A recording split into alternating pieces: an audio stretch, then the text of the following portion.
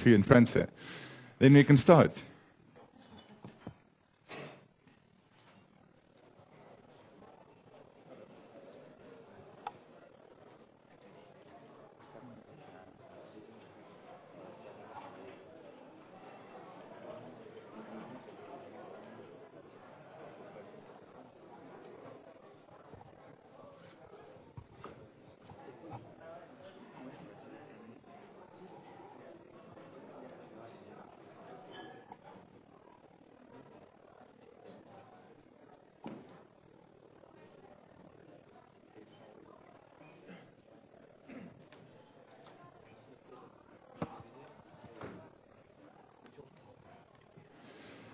Great, we've got a full panel, we've got people.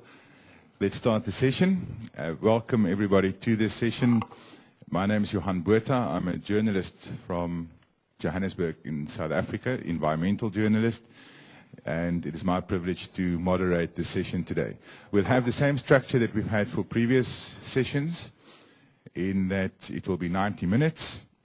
We will first give each panelist the chance to make their opening remarks, then we open the floor, and I hope we will get a good and lively, constructive debate going today on a very important issue. And then, towards the end of it, I will come back to the panel to make their closing remarks. Of course, the panelists are more than welcome to put questions to each other, and of course, the floor could ask questions to the panel, and the panel could respond as they see fit. So, the topic for today, special needs for least developed countries. Now, over the last few days, a lot has been said about this and about all the other issues. I think we all know more or less what the issues are, so normally I would make a few opening personal remarks on the topic as well. But I think today I will not do it, because what happens is it just takes up more time, another person talking, and I would really like to hear as much as possible from all of you on the floor today. So for that reason, I'm not really going to make an opening speech.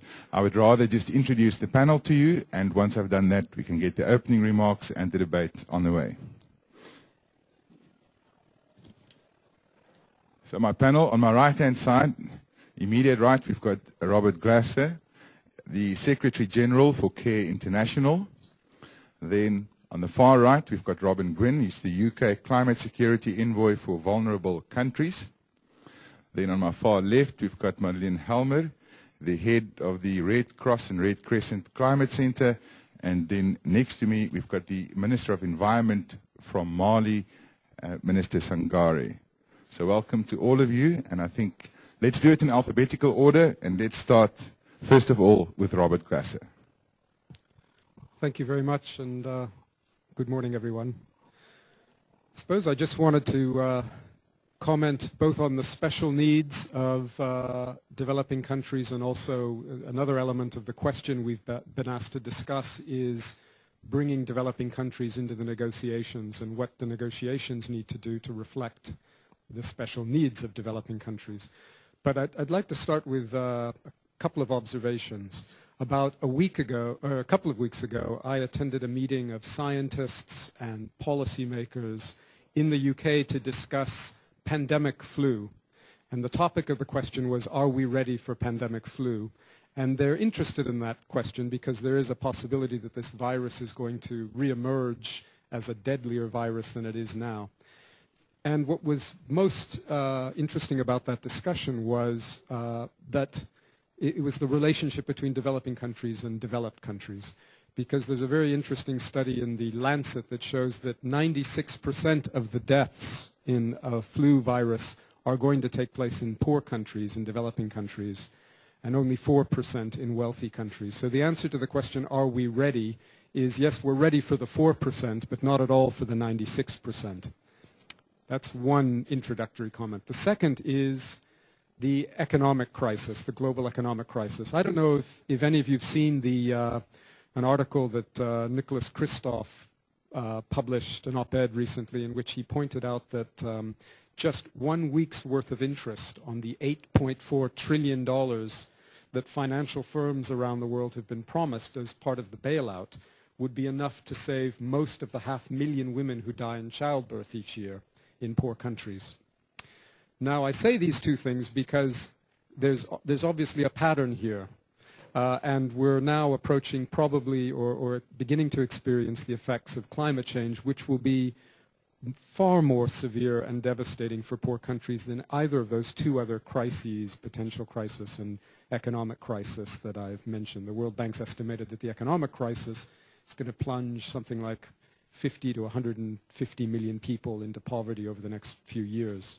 But climate change, obviously, even if only one of the impacts that people have talked about takes place, a slight alteration in the monsoonal pattern could affect literally over 1 billion people and their livelihoods, their opportunity for success and survival, conflict, all sorts of factors, even if that one change happens.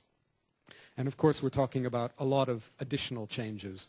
We're talking about environmental refugees, the tens of millions. We're talking about issues of food security, the decreased flow of rivers that people rely on for their daily needs. And, you know, this conference has discussed many of those issues, so we don't have to go into the detail about the statistics, although we can discuss those if you're interested.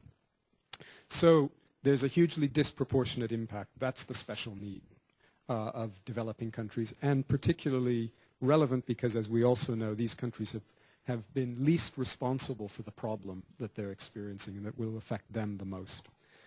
So those were by way of preface, but I wanted to say just a few quick comments about how to bring developing countries into the negotiations.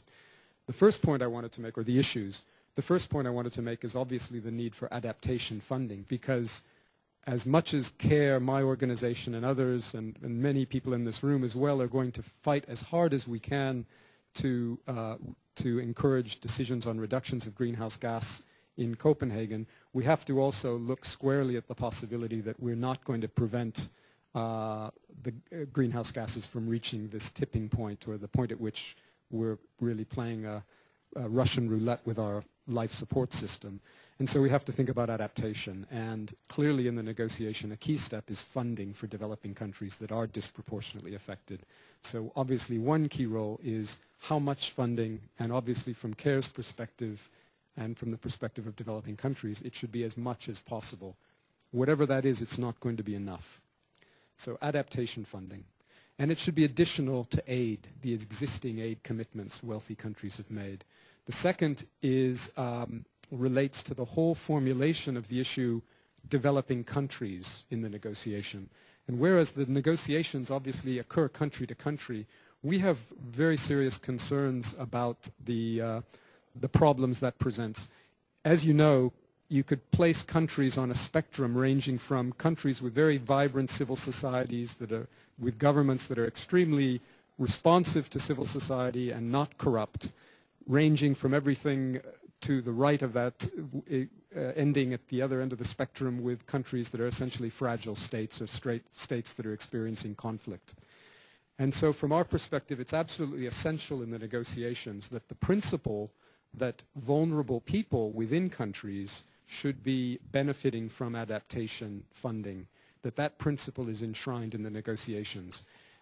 Poor people have virtually no voice at the table in some decisions that governments take around the world, in many governments, in many countries in which we're operating. And so even though enshrining that principle in the negotiations doesn't solve that problem, from our perspective it at least creates an obligation to comment on what steps countries have taken to make sure the most vulnerable, and not just the cement factory that has its water supply disrupted, receive the benefits of the adaptation funding. The principles of inclusiveness in deciding where the money goes, including involving civil society in the government's plans and others, the private sector as well, of transparency in the decisions about where the money goes, and the accountability that flows from that should be part of the process.